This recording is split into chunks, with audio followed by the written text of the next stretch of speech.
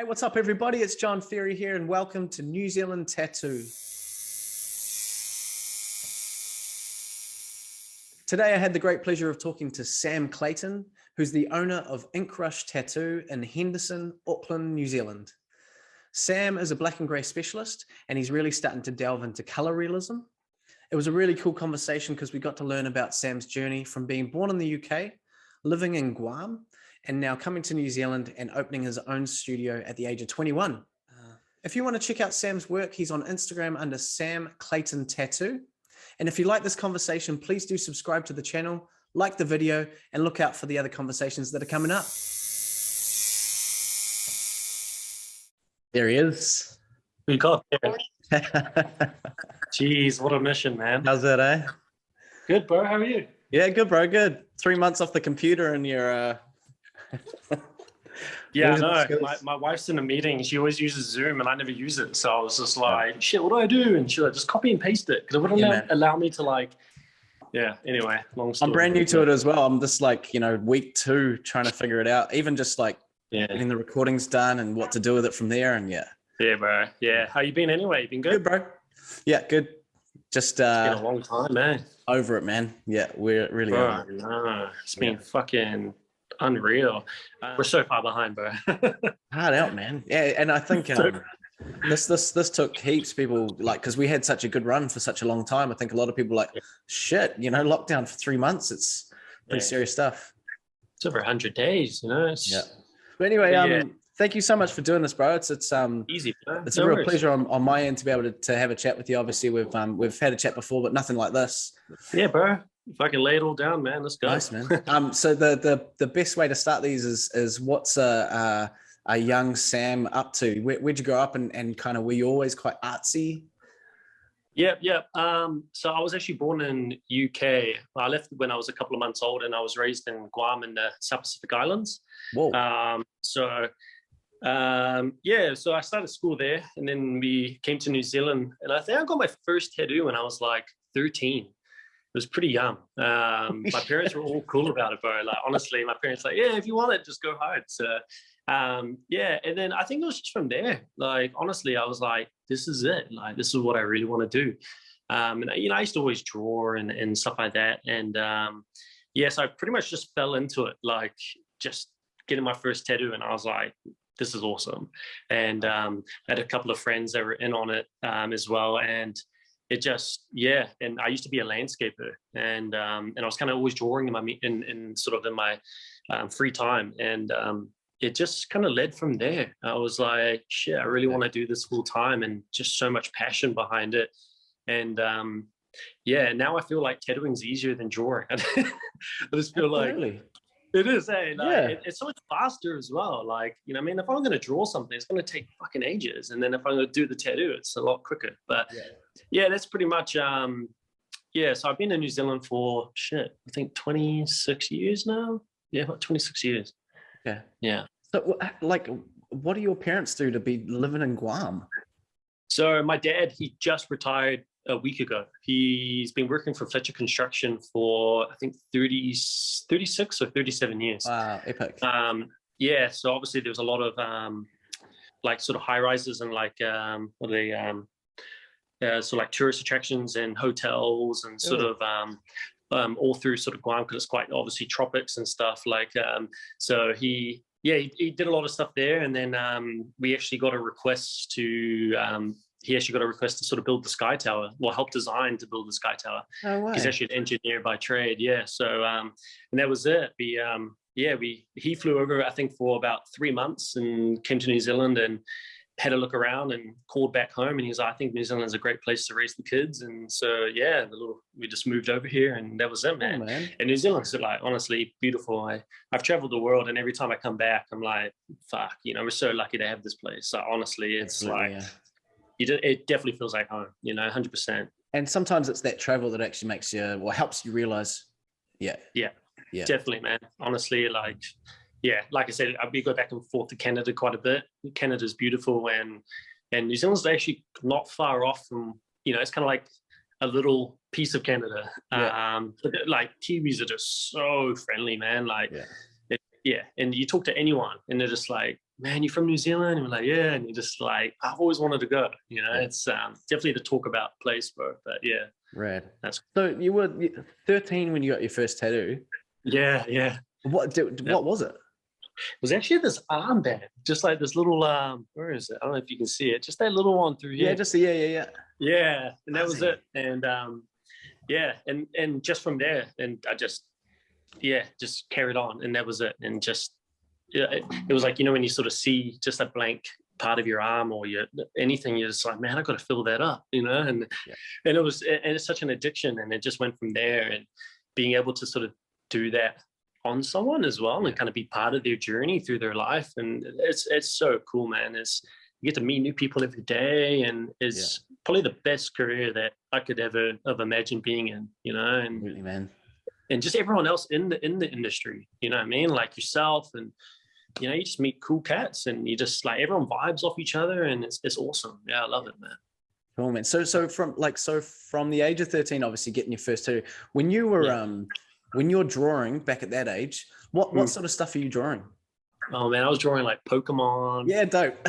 Digimon, Dragon Ball Z. Well, I think it was primary school when I started in New Zealand. I started in primary school when we moved here, and there was one kid that was drawing like all the Pokemon for everyone in the books, and then I came along and I was drawing Pokemon, but I was hustling, you know, like buy me something from the tuck shop and I'll draw you a Pikachu, you know. So and that was pretty much how it started. And a few people were sort of getting tattoos, and I was kind of just doing their designs for them, and not really knowing that's what, you know, tattoo artists hate. Someone else come and doing their designs for them. But yeah, you know, and people just flicking me $20 here and there, and you know, so from that age of 13, I was kind of drawing people's designs and just stuff like that, and just gradually sort of proceeded from there. And so was it just always like pen on paper, or were you actually painting as well? None of those mediums. It was just always pencil and stuff. I've never really kind of got into painting. I sort of find people that do that, man, it's you know, hats off to them. It's definitely a skill, you know, especially like oil based and shit. It's like, wow. But I've just pencil to paper, man. It's just always been the easiest way for me to kind of get something down. And I find I don't really draw as much these days, especially doing realism. You know, you're kind of working off a photo. So, you know, and then you got the likes of Kara who works for me, and, you know, and he draws everything, you know, and the amount of time he is spending outside of working, it's mind blowing. Like, you know, he'll stay up till early hours of the morning, and it's just like, wow, you know, and it's so different for a realism artist where, you know, you can draw your image, but if the photo reference is there, you know, it's there for you. So, and it's kind of hard to sort of find time to be able to do drawings, you know, in the meantime. But yeah, it's someone who has to draw their design, like their tattoos every day. Yeah, that's crazy. Like I've spoken to a couple of people just over the last week where they like, when they started as realistic artists, tattoo artists, they would draw, and then they would use that drawing as the reference. Yeah. I've done that a couple of times when I first started out, because I kind of didn't really get into realism until you know, Mario. Yeah. So he originally, when he came to New Zealand, he did a guest spot at my studio. Cool. And he was like the only realism artist I kind of really knew of. And he was doing realism in the shop. And I was like, wow. Like, I was just mind blown. I was like, that is crazy. So he kind of got me into it. And then, and he actually sort of said, he was like, you know, like do your drawings like in realism instead, because I didn't really have a good printer back then. So I was kind of like doing the drawings and then tattooing them. But then at the same time, it was kind of hard, especially if you're doing portraits, you know what I mean, to try and really capture perfectly everything. And all it takes is for one eye to be off, and, you know, the whole tattoo's kind of, it's shot out, you know. So, but I do know a lot of realism artists that still do their realism drawings, and then they'll copy off that, which is, it's just another level, you know. You just, you know, using so much more time and skill into your pieces, and respect that, man. And it's just, it's awesome. But it's hard to say, especially if you've got such a big sort of clientele, to try and do that in the meantime, and have a family and, you know, pets, and it is hard. So yeah. Crazy, man. So when you were landscaping and obviously drawing on the side and doing some stuff, did you do some home-based tattooing, or did you start going, oh, I might actually look for an apprenticeship, or how did the transition happen? So pretty much, yeah. So I was drawing in the meantime, and I was a landscape apprentice, and there was a lady that I knew who did piercing. And back then, when the same license was for piercing and tattooing, my wife used to kind of go get piercings from her, and she was like, "Oh, we're actually looking for someone just to do small tattoos."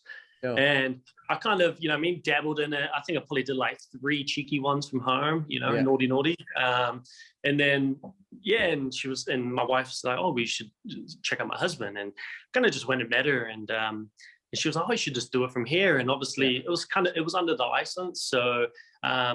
And I kind of just dabbled in it from there, man. Just doing like little $60 tattoos, just simple stuff, nothing out of reach where I sort of felt like shit. I'm not comfortable with doing this. It was just tiny little ones, and then she pretty much said to me, she was like, "Hey, I'm opening up a hair salon in Henderson, and I've got the whole upstairs available if you want to lease it. If you really want to do this professionally."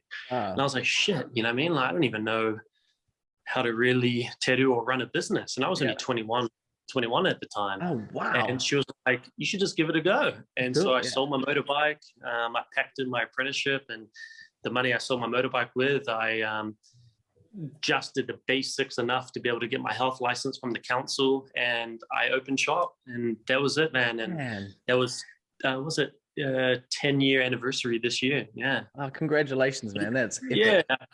So it was definitely a hard road, you know what I mean? And I kind of seeked apprenticeships at the start before I opened up, and wasn't getting anything back. And to this day, you know what I mean, I still tell everyone's like, "Oh, you're self-taught." And I always say, like, honestly, like, self-taught is the hardest way to go by it. And especially to earn respect as well. Like, Absolutely, yeah. It's not now until I kind of realized, like, it was definitely the wrong way to do it. I worked my ass off to get where I am, and obviously earn the respect from that. But anyone that's kind of getting into it, definitely go for an apprenticeship. It's going to save you so much time and just mistakes as well. And absolutely, I mean, there's, I've got a lot of friends. I've got a lot of shit on them, but they're your friends, you know what I mean? Like, absolutely, you fix them up at the end, and that's it. Yeah. So cool. Yeah. So how long were you at the studio by yourself before you started getting other artists in? Was it long, or did you get people in pretty quick? It was probably, I'll probably say around about a year. Oh, I was there by myself, and I was losing money. That's a big space. It is, but I didn't get a loan out or anything like that. So when I saw my motorbike, I was only, you've been up at this studio, where Damien was, their little area. That was the only room I had done up. So, so the whole back, the rest of the studio was just concrete and like no walls, nothing. No way. So until I obviously got another artist and started saving money, and then I slowly did the studio up. And it took 10 years to kind of get it to where it is now. It's a beautiful space, man. Artists have kind of come and they've gone, and it's good though, because the artists that have come, they've kind of gained what they can and became good friends, and they leave and they've either opened up their own studios or they've moved overseas. And it's great to sort of see people kind of come and spread their wings and kind of go by their own, and but yeah, it's been a long journey, man. Like, definitely. It's a long time, man. Yeah, and every single person who's come to the studio, like even being an apprentice, everyone brings something to the table. Cool. You know what I mean? It doesn't matter how good you are and what you do. Like, you're going to be an apprentice in a shop full of all full-time tattoo artists, but you bring something to the table. There's always something to learn from every single person, I find. Like, no one's better than everyone else, Yeah. Everyone's got something better than you. Cool, that's how I feel. Yeah, it's 100%. a cool vibe at your studio too. I mean, I love seeing, or like, obviously Kara's art all up on the wall, and you got some sacred stuff there. But it's cool. Like, everyone seems super chilled, which is They're good, like man. Family. Yeah, honestly. No ego boost and nothing. It's cool, man. Nah, no way. It's everyone's like family, and everyone just treats each other like family. Like, there's nothing but respect in the studio, and that's the way it's always going to be. You know what I mean? And you just got to leave your other stuff at the door when you come in. Epic. So when did you start transitioning? Obviously, when Mario came and sat in at your studio. Was it like basically straight after that, or had you dipped your toes in some realism before that? No, it's I pretty much like, it was weird. Like I knew step 1 and step 4 of realism, but it was pretty much Mario came in and just kind of gave me step 2 and 3. So, And I kind of put them all together, and that's how I was like, that's how you do it. That's how. And I think with realism, some people can kind of struggle as having, obviously there's no lines to make something super tight and clean. So it's and he pretty much just told me what needles were best to use, and you know, just shadows and depths, and try and make something look nice and tight and clean without overworking the skin. And yeah, and I think that was it.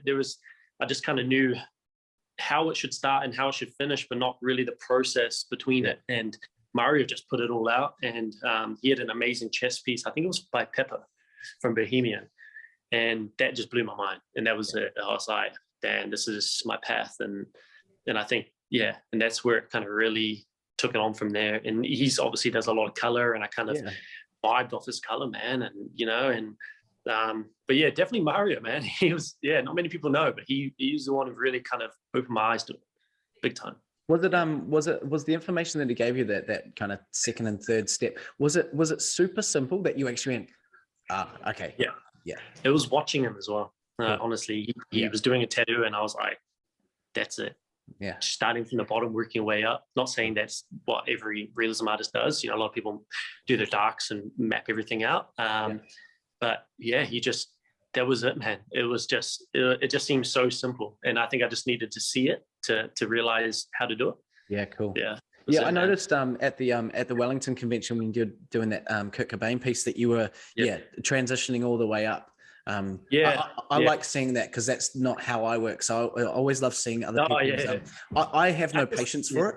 I want to get to the eyes so it looks almost complete before I can complete it. I know what you mean. Yeah, but then like I've seen so many amazing realism artists do what you do as well, like do the main features first, like the eyes and the nose, and then they had so much more time to really work with the mane of a lion. But I sort of find that I just end up rubbing all the stencil off. You know what I mean? I'm just, my hands are too big, and I'm just that's all over the show, and I'm like, I can't really stencil. Oh man, I'm just like just really tight knit, just work my way up. Really, yeah.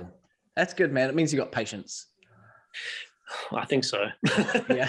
I try to have patience. Yeah, when you started to obviously get into it after Mario was there, is there a piece that you remember doing that you go, okay, now I'm getting, I can understand what I'm doing, and I know where to go from here, kind of thing? It was a friend of mine, this girl who I went to school with. She came in while Mario was there, I think, and I did some realism roses on her ribs. And then they were just black and gray. So, and that was it. That was like the first sort of realism piece. And I don't know if you know Scotty Chapman. Scotty C? Yeah, Scotty C. Yeah. So he also was obviously did amazing realism, and he did some on my arm as well. And I had a Day of the Dead girl I had to do on someone's thigh, and I actually went to a studio before I did it the day before, and he kind of showed me sort of what gradients should be used in different areas and stuff. So he actually helped me out a lot as well. Was that when he was at because he spent some time at Three Monkeys, right? No, that was when he was originally at Lincoln Inc. when I met him. Yeah. Then he opened up his own shop called Empire Tattoo. Got it. And I went to Empire Tattoo, and that's when he kind of broke it down for me as well. So it was Mario that really sort of started it, and then Scotty C kind of, and he kind of just showed me sort of different gradients that would work well in different areas and stuff. So it was them two, definitely, man. That sort of opened it up a little bit easier for me to sort of know what I was up to, especially not having an apprenticeship. Yeah. And I would imagine, like a lot of people are the same, where it's the floral sort of stuff, the realism floral, that you start getting to find some depths and some drop shadows and start to build. Yeah, cool. Is there any, and kind of in the same line as that other question, like, is there any realism people portraiture that you did that you went, absolutely, like this is my path from now on, because I nailed that kind of thing? Portraits? I think it was just more of that, like the old Day of the Dead ladies, you know what I mean? Because then you kind of, there was a lot of negative in the face, because obviously like the face paint, but then you had like the depth and the darkness around the rings around the eyes, and you kind of had to add a bit of line work in it too, like to kind of have like, so I think that was kind of more or less where it started, because there was that year where everyone was getting Day of the Dead, and then it went wolves and so yeah, I think that was kind of the portraits that kind of really helped me a lot in the sense of kind of getting comfortable to be able to do portraits. Yeah, man. And then because like I said, the faces were so negative, so you didn't really have to do much to them to kind of make them look the way they were. And then transitioning to a proper portrait, there was a lot more sort of shading and textures. Yeah. So I was kind of a little bit more confident then. Not too many gray tones. No, exactly. Yeah. So yeah, that's how I pretty much transitioned the portraits pretty much. Yeah. So when did you start thinking about delving into color? Because your color stuff at the moment, I have to say, is probably one of my favorite palettes that I've seen. I sing your praises in my head every time I see a picture, man. But yeah, when did you start kind of dipping into that? It's Kara working for me, man.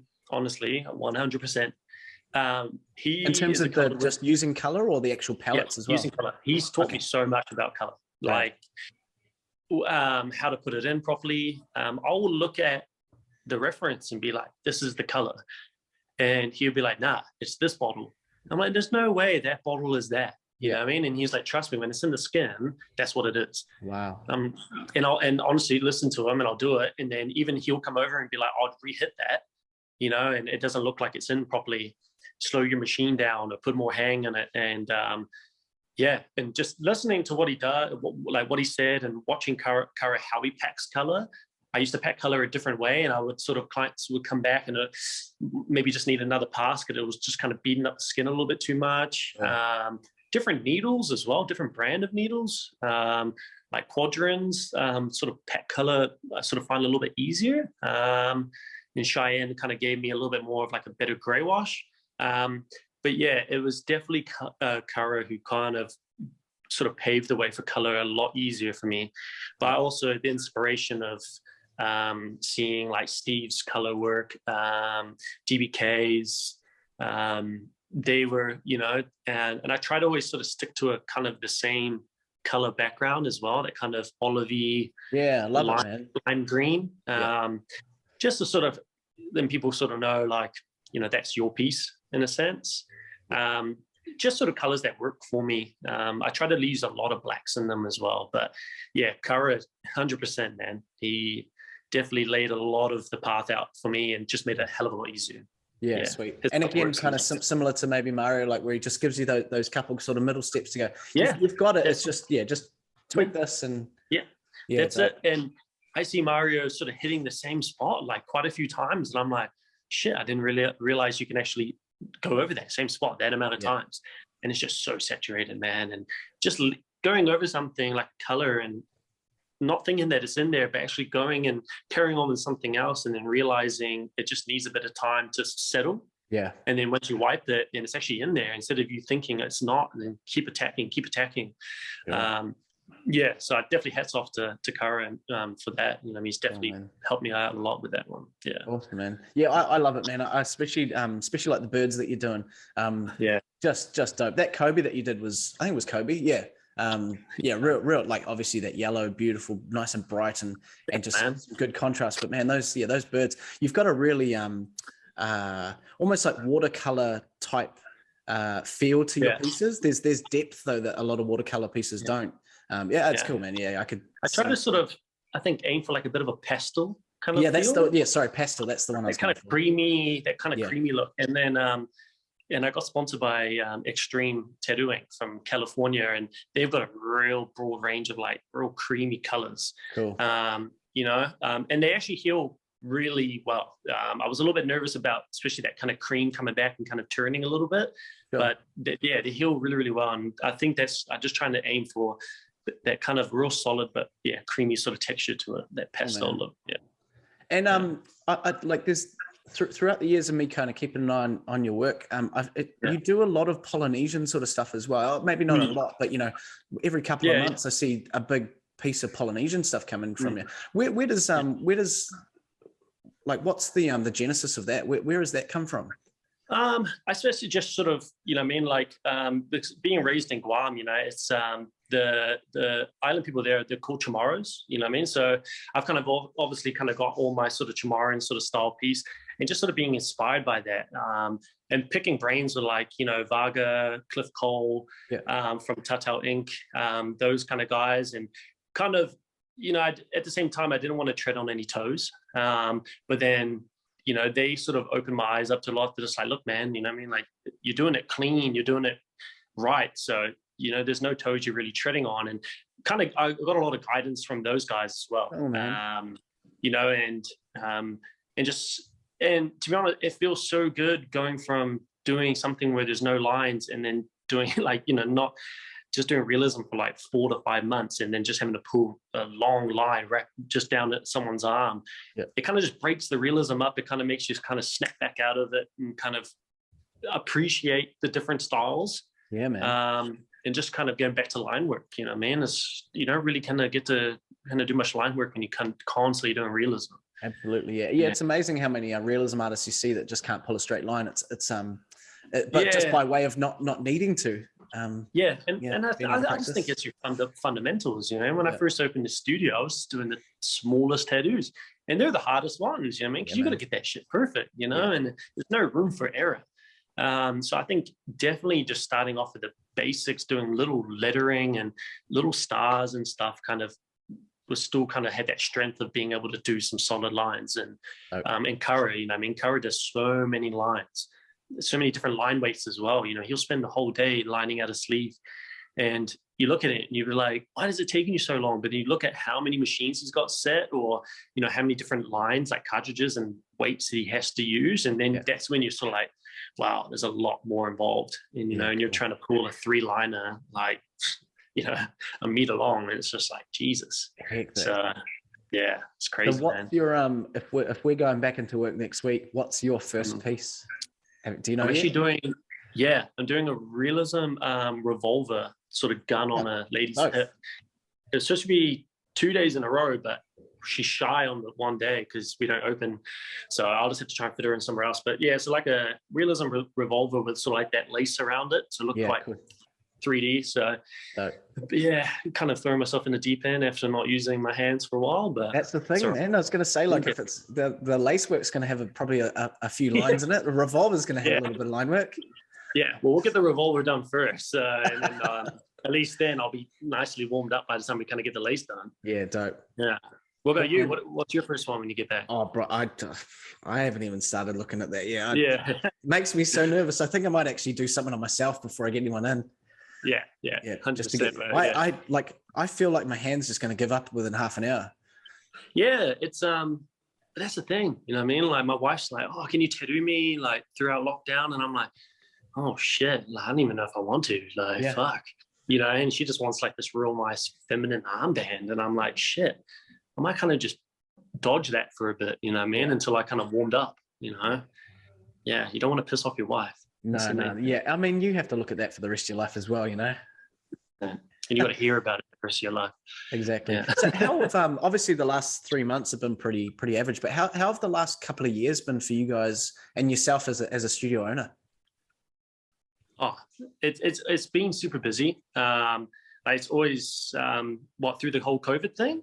Yeah. It's obviously it's changed a little bit. But I to be honest, I think it's been a lot busier because people are actually wanting to spend their money in New Zealand. You know what I mean? Like, we've just been getting bookings coming left, right, and center, which is good. I don't know how much things are going to sort of change now, you know, with this whole vaccine mandate, which sucks. You know what I mean? It's but it is what it is. You know what I mean? And we got to try and stay as professional and as in the most health PPE way possible. So we just kind of have to sort of just change a few things, but you know, we've always sort of had consent forms and gloves and quite sanitary anyway. So I don't really sort of see much change, but I think it will be all right, man. You know, we should be fine. But it hasn't really been too much. Just being quite busy, just carrying on as normal, really.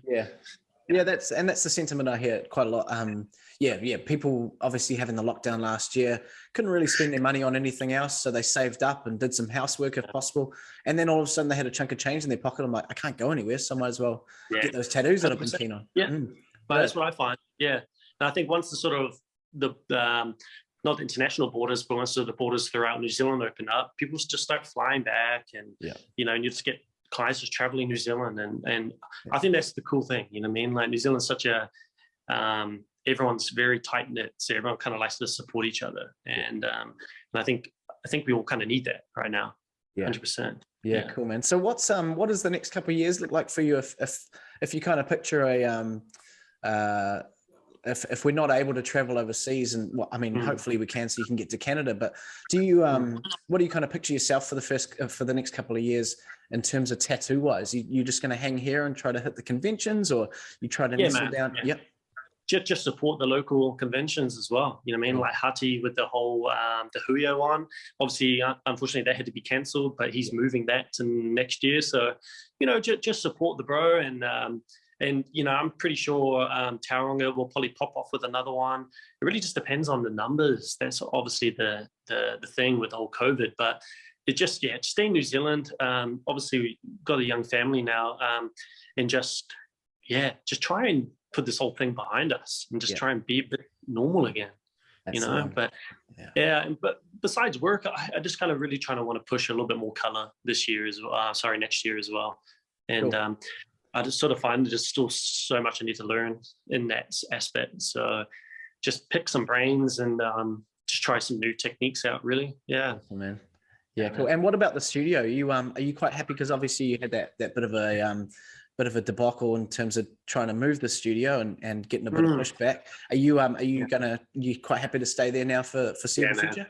It's you know, I mean, like I've been there for 10 years, and we've still got it for like another 6, you know, and the landlord's super cruisy. Yeah, I can pretty much stay there, and I think till I die, to be honest. But we're just going to stay put. You know what I mean? It's everyone knows where we are, and that's the thing. And things are getting a little bit harder with opening up studios. What I found, you know, it's everyone's kind of this all Auckland itinerary plan. So only certain studios can only open up in certain areas and stuff. Well, if you do it the legit way and actually get a health license.